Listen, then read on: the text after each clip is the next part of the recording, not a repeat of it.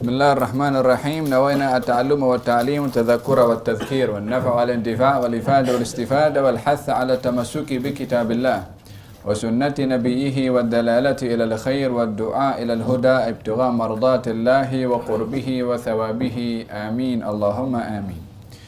Hadis yang kedua masih dalam bab bad'u al-wahyi, permulaan turunnya wahyu kepada Nabi Muhammad sallallahu alaihi wasallam.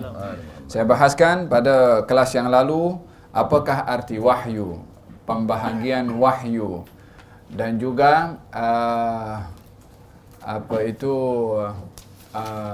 tentang wahyu itu diturunkan hanya kepada nabi ataupun rasul yang dipilih oleh Allah Subhanahu wa taala, dan wahyu itu bagi para rasul artinya al-i'lamu bisyar'i, pemberitahuan tentang syariat yang datang dari Allah, dan itu tidak boleh disampaikan kecuali daripada para rasul. Hadis yang kedua daripada Siti Aisyah radhiyallahu anha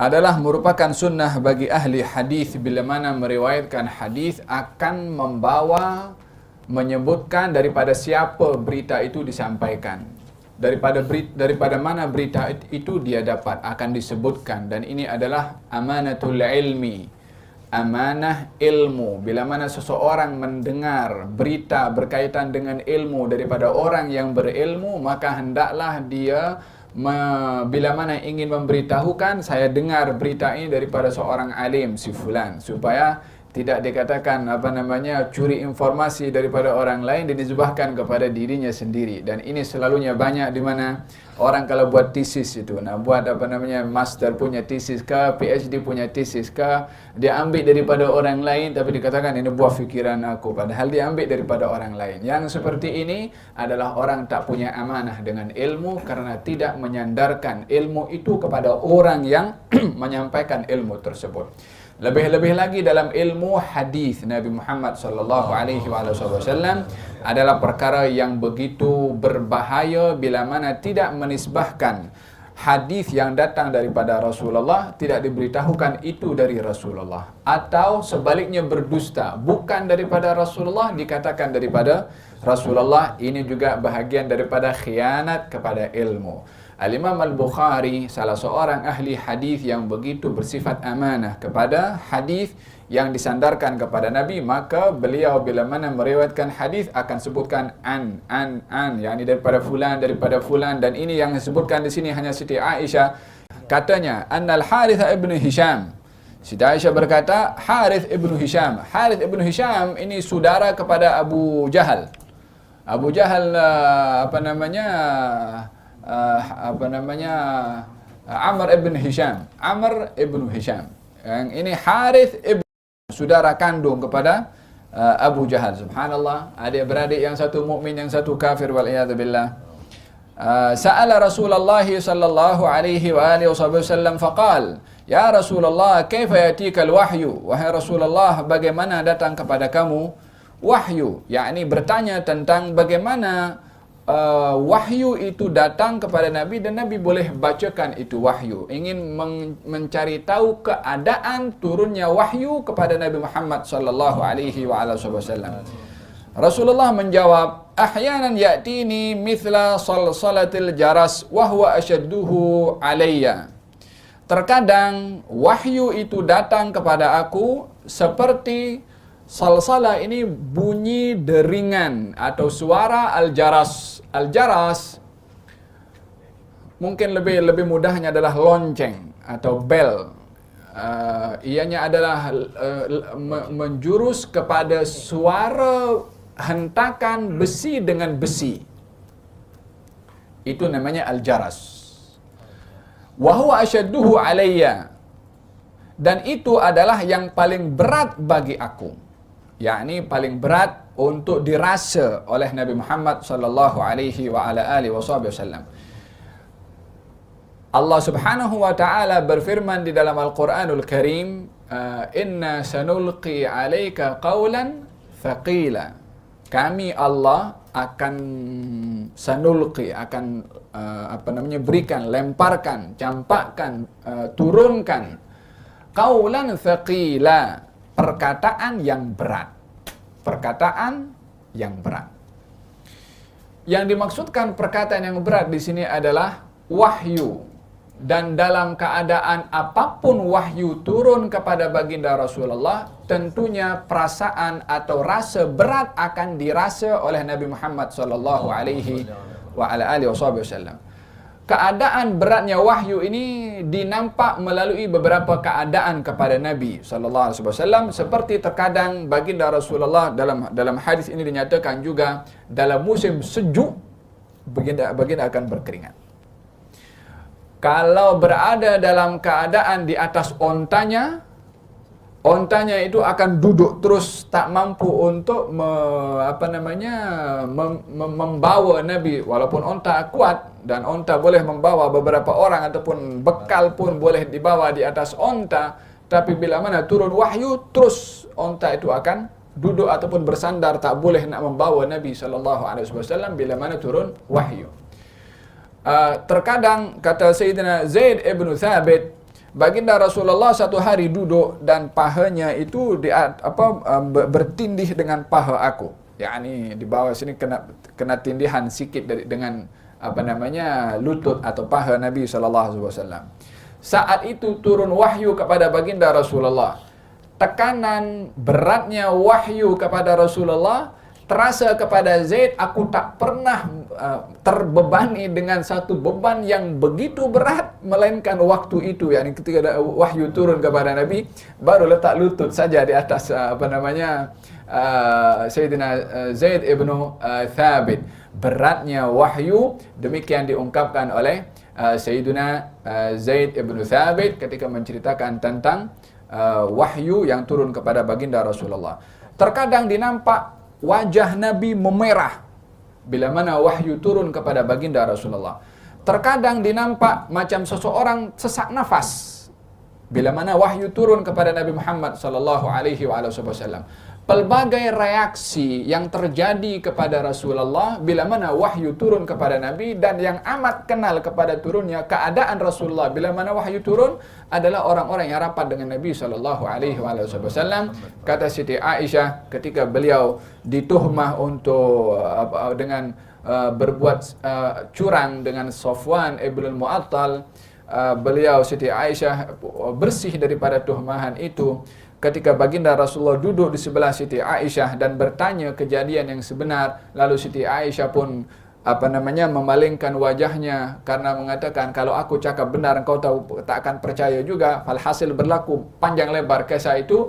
Kata Siti Aisyah, ketika aku melihat Nabi itu menundukkan kepala dan keadaan itu difahami kebiasaannya oleh Siti Aisyah, keadaan itu adalah masa turun wahyu dari Allah Subhanahu wa taala. Barulah turun wahyu dalam surat An-Nur yang membebaskan Siti Aisyah daripada tuhmahan perbuatan tersebut dengan Safwan ibnu al-Mu'attal. Kata Siti Aisyah, aku tahu keadaan itu adalah keadaan wahyu turun kepada Nabi sallallahu alaihi wasallam.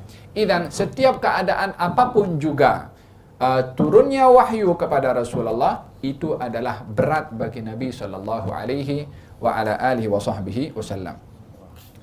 Dan ini adalah berkenaan dengan kaifiyah turunnya wahyu kepada baginda Rasulullah. Apa makna turun wahyu macam lonceng berbunyi atau bel berbunyi? Digambarkan oleh baginda Rasulullah sallallahu alaihi wasallam, wahyu itu bila mana turun dengan bunyi-bunyi yang didengar oleh Nabi. Ini bunyi dalam satu riwayat dikatakan macam lonceng tadi. Dalam riwayat yang lain umpama suara lebah. Suara lebah itu. Intinya adalah bukan kepada spesifik bunyi lonceng macam mana, dan juga bukan pada bunyi suara lebah, tapi adanya bunyian yang bunyian itu berat bagi Nabi, sehingga bila mana berlaku bunyian ketika turun wahyu kepada baginda Rasulullah, baginda akan fokus kepada bunyian itu, sehingga daripada bunyian yang didengar oleh Nabi adalah didengar kepada apa yang disampaikan melalui bunyian itu. Dia semacam tanda. Dikatakan bunyian itu adalah bunyinya sayap Jibril ketika turun kepada Nabi SAW. Jibril itu mempunyai 600 sayap, dan sayapnya itu satu sayap boleh menutup dunia ini, bumi, dan amat hentakan sayapnya itu Allah alam. Kita tak tahu macam mana hakikat itu kibasan sayap Jibril, tapi dikatakan suara itu adalah suara saya Jibril ketika menghampirkan diri kepada Nabi Muhammad sallallahu alaihi wasallam. Ketika menghampirkan itu Nabi akan fokus 100% dengan apa yang disampaikan melalui bunyian tersebut, sehingga kalau bunyian itu pergi, Nabi sudah tahu apa yang diturunkan kepada Nabi Muhammad sallallahu alaihi wasallam. Itu satu keadaan melalui bunyian, dan itu yang paling berat. Di mana letak beratnya?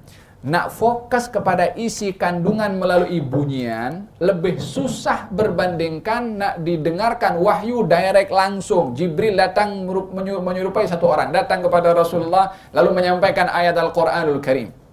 Tadi dalam mukaddimah saya ceritakan, Jibril menyerupai Dihya Al-Kalibi. Terkadang menyerupai Dihya Al-Kalibi datang membawa wahyu. Kalau menyerupai seseorang, maknanya Jibril masuk ke alam manusia untuk bercakap dengan Rasulullah melalui bahasa percakapan manusia. Bahasa percakapan manusia, bahasalah macam ni. Mudah telinga ini untuk dengar, sebab kita menggunakan bahasa yang kita pakai. Tapi bila mana wahyu itu turun melalui alam malaikat, Nabi sendiri yang berusaha untuk memasuki kepada alam itu. Dan masuk kepada alam malaikat berbeza dengan bercakap dengan alam manusia. Paham perbezaan gambarannya itu? Kalau seperti lonceng, Nabi berusaha untuk masuk kepada dunia malaikat yang membawa wahyu. Dan itu adalah amat berat. Tetapi bila mana malaikat datang menyerupai seorang menyampaikan wahyu, lebih mudah bagi Nabi karena boleh bercakap biasa langsung.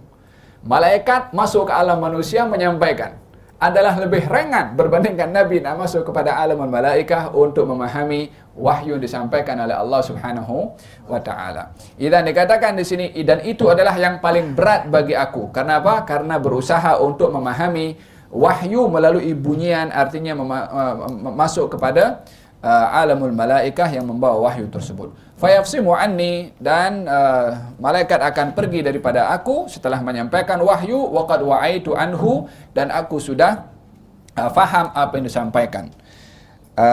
Dahulu setiap kali baginda Rasulullah sallallahu alaihi wasallam turun wahyu, awalnya Nabi akan mengulang apa Jibril baca, Nabi akan baca terus. Karena Nabi takut lupa. Maka Allah Subhanahu wa taala melarang kepada baginda Rasulullah, la tuharrik bihi lisanaka lita'jala bih. Dalam surat Al-Qiyamah Allah Subhanahu wa taala berfirman, la tuharrik bihi lisanak. Jangan kau gerakkan lisanmu wahai Rasulullah mengikuti bacaan Jibril. Sehingga kata Abdullah bin Abbas, pernah satu hari wahyu turun kepada Nabi, Nabi ikut baca, aku pun ikut baca juga, yakni melalui bahasa gerakan bibir Nabi itu, daripada bahasa bibir itu diikuti oleh Abdullah ibn Abbas karena ingin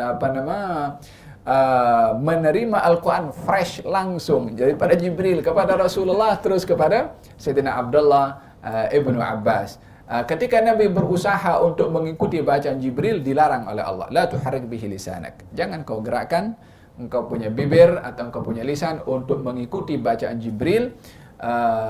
La tuharrik bihi lisanaka lita'jala bih, karena kamu tergesa-gesa. Inna alaina jam'ahu wa qur'ana fa idza qara'nahu fattabi' qur'ana. Kau jangan risau, kami akan jaga, kami akan himpunkan, kami akan kumpulkan, dan tak akan hilang daripada engkau, dijamin oleh Allah Subhanahu wa taala. Setelah larangan itu, baru setiap kali Jibril datang kepada Rasulullah, Rasulullah akan diam. Dalam keadaan tadilah, kadang merah wajahnya, terkadang macam tersesak nafas, kadang-kadang berkeringat tubuh badannya di musim sejuk. Keadaan di luar kebiasaan yang dialami oleh manusia.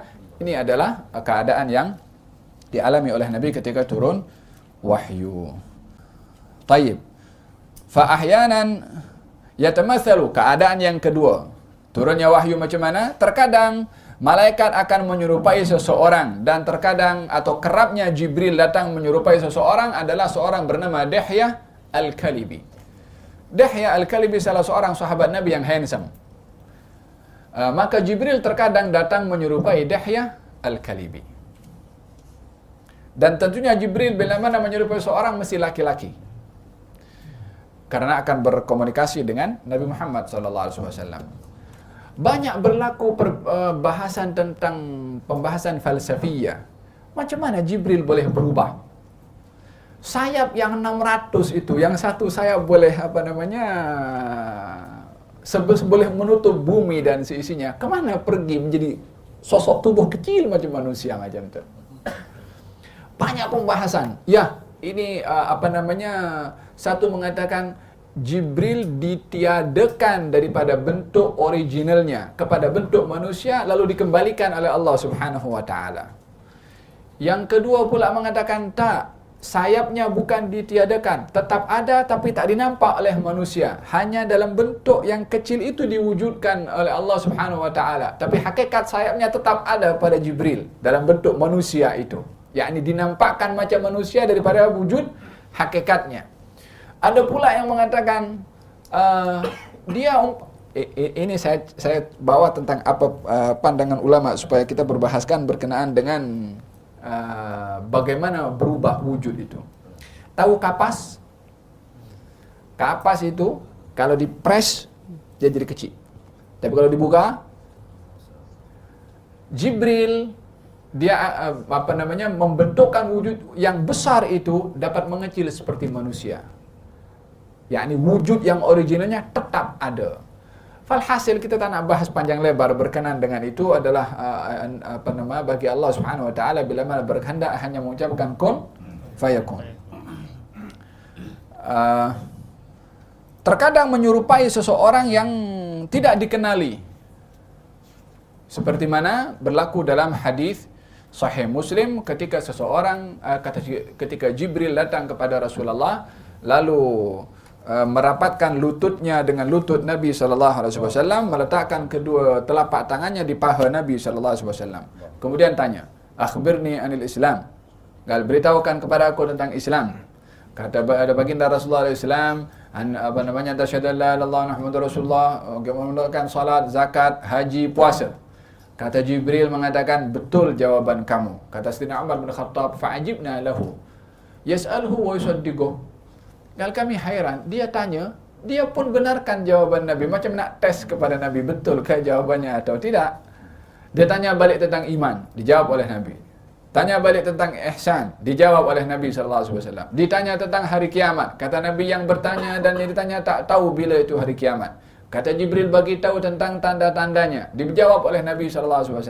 Last sekali, kata Nabi, ya Umar, kamu tahu siapa yang datang tadi? Kata Sayyidina Umar, Allah dan Rasul yang tahu. Kata baginda Rasulullah, itu adalah Jibril atakum yu'allimukum dinakum. Itu Jibril datang kepada kamu mengajarkan tentang agama kamu. Menyerupai seseorang, tapi Sayyidina Umar tak kenal. Kalau waktu itu menyerupai Dihya Al-Kalibi, tentunya semua orang tahu. Tapi ini menyerupai seseorang yang tak ada orang tahu. Kata Sayyidina Umar, datang seseorang syadidu sawad syar, rambutnya hitam pekat, kulitnya cerah. Kami tak kenal kepada dia. Tidak dinampak pada dia kalau dia orang asing karena tak bawa baju, tak bawa bekal, tak bawa onta, tak bawa apa. Dia datang macam tu saja. Yang ini nak dikatakan musafir, mesti ada tanda-tanda dia musafir. Kalau bukan musafir, kami tak kenal kepada dia. Ini sifat Sayyidina Umar bin Khattab ketika melihat kepada Jibril. Dalam hal ini kita berkeyakinan sebagai akidah bahwasanya malaikat boleh berubah kepada wujud manusia dan itu yang boleh dinampak oleh manusia. Manusia tidak mampu untuk melihat hakikat Jibril alaihissalam kecuali para anbiya. Oleh karena itu Nabi ketika nanti akan disebutkan bagaimana Nabi ketika melihat kali pertama kepada Jibril gemetar tubuh badan baginda Rasulullah sallallahu alaihi wasallam. Terkadang pernah satu hari Sayyidina Abu Bakar As-Siddiq radhiyallahu anhu arda, dia membuka pintu untuk orang yang minta sedekah, disuruh datang. Sampai diberikan Sayyidina Abu Bakar satu demi satu yang datang. Habis datang seorang yang ketuk pintu yang terakhir. Maka kata orang yang mengetuk pintu itu minta pemberian. Kami dengar kamu mengagihkan pemberian, tapi saya datang memohon juga pemberian tersebut. Kata Sayyidina Abu Bakar Siddiq mengatakan, kalau kamu datang awal sikit boleh aku bagi, tapi kali ini tak ada apapun yang aku bagi. Kata dia mengatakan, saya adalah orang yang miskin dan lain sebagainya. Dia mengeluh dan mengadu. Kata Sayyidina Abu Bakar, okey, tunggu sekejap. Dia pusing daripada dari masuk ke dalam rumahnya, lalu baju yang dipakainya itu dibuka, lalu diberikan daripada belakang pintu. Yang ini maknanya dia berada dalam keadaan menutup aurat tapi tak sesuai untuk berhadapan dengan tetamu. Maka diberikan daripada belakang pintu. Ambil ini, yang disuruh jual dan gunakan duit daripada hasil jualan baju yang dipakai oleh Sayyidina Abu Bakar. Waktu itu adalah baju yang terakhir yang ada, atau harta terakhir yang dimiliki oleh Sayyidina Abu Bakar. Kita tadi cerita tentang putrinya macam mana dia punya sifat karam, ini bapaknya pun macam tu. Buah itu kalau jatuh tak jauh daripada pokoknya dermawan. Siti Aisyah belajar dengan bapaknya juga, belajar daripada bapaknya, suaminya pun karim, Masya Allah. Maka tak heran, man syabah abahu fama zalam, kata pepatah Arab mengatakan, siapa orang anak kalau serupa dengan bapaknya maka dia tak hairan, biasa bergantung kepada sifat bapa itu macam mana. Kalau anaknya menyerupai, man syabah abahu fama zalam, wajarlah kalau bapaknya elok macam mana, anaknya macam ni, tengok bapaknya siapa. Faham tak? Kecuali dalam keluarga ini biasanya kalau anak itu nakal, anak engkau ini, suami kita kepada istrinya. Kalau anaknya dia sukses dapat 9A, tengok anak abah ini. Faham tak? Tak adil manusia ini. Yang elok-elok bambik sendiri, yang tak elok bagi orang lain. Faham tu. Kata Sayyidina Abu Bakar diberikan bajunya. Setelah itu datang panggilan daripada Rasulullah. Qal ya Abu Bakar, kau dipanggil Rasulullah. Allah dipanggil oleh Nabi. Macam mana nak keluar? Tak ada baju yang cocok untuk dipakai berjumpa dengan Nabi SAW. Akhirnya ambil itu tahu goni untuk letak beras itu, kalau sekarang goni lah. Itu dibuka, dipakaikan dipakai untuk menutup badannya dan berjumpa dengan Nabi SAW. Panggilan yang tak boleh ditolak, tak boleh ditunda lagi. Datang jumpa dengan Rasulullah, lalu duduk dalam keadaan tersipu malu macam tu, sebab tak boleh selesa duduk bersila, sebab pakaiannya adalah bukan macam kita punya pakaian boleh tukar satu hari 3 kali. Maka duduk di hadapan Rasulullah SAW. Tak lama datang seseorang memakai sebiji macam Sayyidina Abu Bakar Siddiq, pakainya compang-camping macam tu. Kemudian pergi datang kepada Nabi SAW dan berbisik. Lepas berbisik dia pergi. Kata Rasulullah, ya Abu Bakar, kau tahu siapa itu orang yang datang tadi? Kata Abu Bakar mengatakan, Allah dan Rasulnya yang tahu. Itu Jibril alaihissalam. Dia beritahu, dia tanya, sampaikan kepada aku, suruh tanya kepada engkau. Ya Abu Bakar, adakah engkau ridha Allah Subhanahu wa taala adalah Tuhan kepada engkau?